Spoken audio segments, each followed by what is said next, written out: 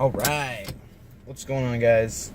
Past two videos have been a little long, like 45 minutes or so. So this one I'm gonna try to make, like 5 minutes long. I'm gonna drive to work and try to get my point across before the end of the trip.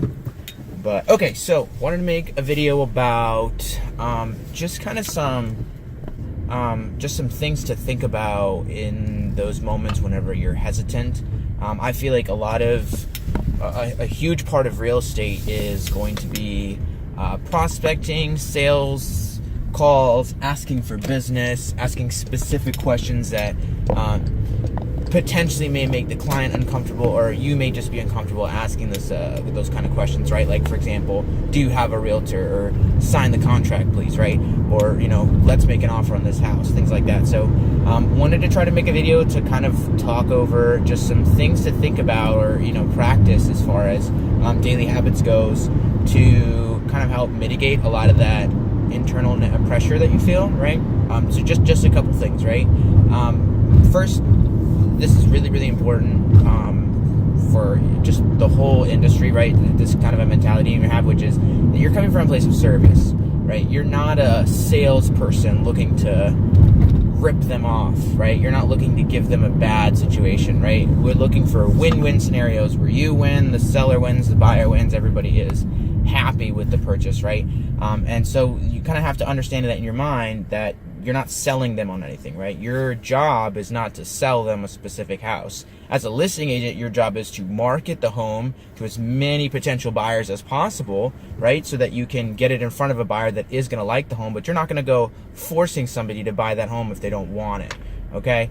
These people are looking to buy a home. That's why they came to an open house, clicked on something on Zillow, or asked a friend, or called you, right? That's why you have their phone number, is they've shown some interest in real estate, and your goal should be to fulfill that interest, right? To provide them whatever information or value that they were looking for when they first reached out to you, however they reached out to you, in regards to real estate, right? So remember that you're coming from a place of service. You're not selling them on anything, okay? And then another good point to remember is you're supposed to be, in most situations, you're supposed to be the professional, right? They are going to be looking to you as the agent who's going to represent them through the sale, right? So you're going to be the one that they're going to refer to as far as judgment goes. So just kind of know that from the get-go, right? That I feel is like the where a lot of people's hesitations come from, is they don't know what to say or how to handle situations. They're not feeling like they're the professional there, right? They feel like the client's going to somehow be upset with the low level of information they have, or they're going to say something wrong and upset the client, right? Those situations happen many, many times. I've personally had clients cuss me out, you know what I mean? Because they don't like, however, the situation that I was handling, right, at the time. So those happen. You just kind of have to prepare yourself for those. But you have to remember that you're just a guide. They're going to buy a home, right? They're going to need to get financing. They're going to need to get a survey. They're going to need to get an appraisal. That's stuff that they have to do. Your goal is to be able to help them through that, make their life easier, figure out ways that you can improve that, make that more streamlined, right? And even before you get under contract, when you're meeting clients out in the field, don't be afraid to ask for the business. It's so simple, and I feel like you hear it from multiple sources. Everyone will tell you, just don't be afraid, put yourself out there, right? That's cliches are cliches for a reason. I don't know if you've ever heard that before, but a lot of people will say it because that's the truth of the situation, right?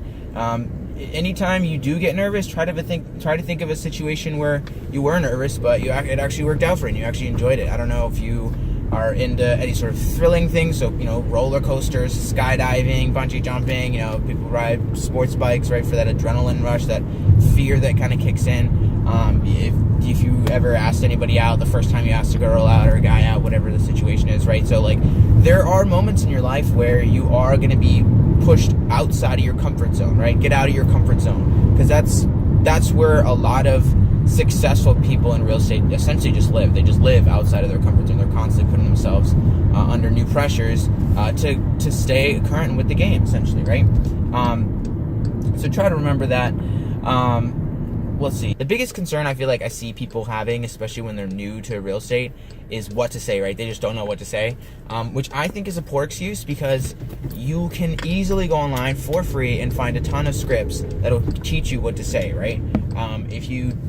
If you are having trouble finding scripts, ask your broker. I'm sure they could help you find some scripts as well. If you're having trouble there, put it on Facebook. I'm sure anybody else will be able to find you some scripts as well. I think at the bottom of this, at the wherever in the description of this video, I'll probably put some links to some scripts so you can view those resources, right? Internalize what you're going to say. And I'm not talking about, so when I say that, remember I said internalize what you're going to say, not just read it once or twice or 3 times. I want you to recite this on a daily basis. This seems to be information that's stuck into so far in the subconscious of your mind that these aren't things you have to think about, right? The question that you're going to ask. So for example, when you get a Zillow lead, right, you've got to call it within the first 2 minutes. That's the highest response rate, right? It's exponentially lower after that, pretty much after the first 2-3 minutes, basically. So you get that lead, you're wherever, let's say you're in the middle of Publix, right?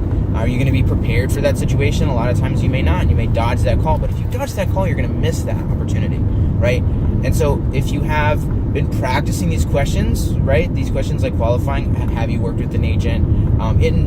These scripts don't have to be verbatim followed. They just kind of need to be a guideline for which you need to speak. So when you get the lead on the phone, you immediately have your first, 3 or 4 questions. Okay, what are you looking for? What's your timeline? What's your situation like? Do you have an agent you're working with, right? Those should be the first few inquiry questions that are going on in your mind. And hopefully these scripts are going to help that just come to you naturally. Because most of the time what happens when it's like your first phone call, your first few phone calls that you've got with the lead, it's like, oh my God, okay, so they want to see this house. Okay, well, do you want to go see this house? When do they want to go see the house? And you try to set up a showing for that lead, right? That's your strategy, and if that's working for you, great, keep doing that. But I found much greater success in asking some qualifying questions as I kind of get through that conversation. And if they're looking to move right now and they are pre-qualified, I'm more than happy to show them that property, or if they want to meet with me for a consultation beforehand, right?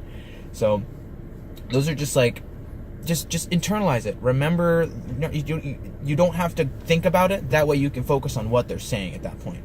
And that's going to help you tremendously in this industry. It's going to give you a lot more comfort in the conversations, because you're going to have a lot more control in the conversations, because you're going to know what you're talking about. Another really good thing to think about is just be prepared for rejection. Just don't get too emotionally attached, right? The example I always like to use is there's a Super Bowl every single year in football, right? So football has the biggest game of the entire season every single year. So if they lose, right, in 2016, whoever lost, right, 2017, whoever lost, they've got a whole nother year. Next year, they've got that whole year to train and to get back into the game and get another chance at it, right? So it's not like that's something that's over. You can get on to the next thing. Same thing with each of the games. There's like 40, 50 games they go on. Can you imagine how distraught NFL players would be if they took it super personally when they lost each game? You learn from your mistakes. Obviously, take a second, analyze what went wrong in whatever situation it is. If they're saying no, maybe it's just because they don't want to work with you, right? It doesn't necessarily have to be something you have done. Maybe that's just they have an agent that they're already working with, or they're just not interested in connecting with you because they just don't like your social style, whatever it is, right? So be prepared for somebody to tell you no. And honestly, be prepared for people to curse you out.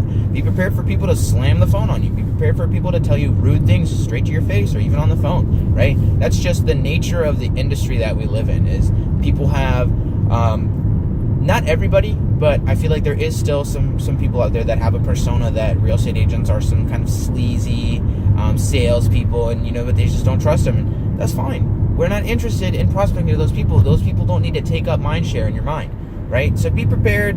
Understand that the best way to be prepared for that rejection is to understand your numbers, to learn what your conversion rate is. So for every 100 calls that you get, 4 people will end up working with you, right? That's like a good conversion rate. So like you want to be able to know that, so that way you are prepared for 96 people to tell you no. That's not something that's going to get to you personally, because you're waiting for the 4 people that are going to say yes. So if you can try to think of those things in your mind, it's going to help alleviate a lot of the concern I feel like anybody has when they're new to the industry or whenever they're hesitant to talking to people, right?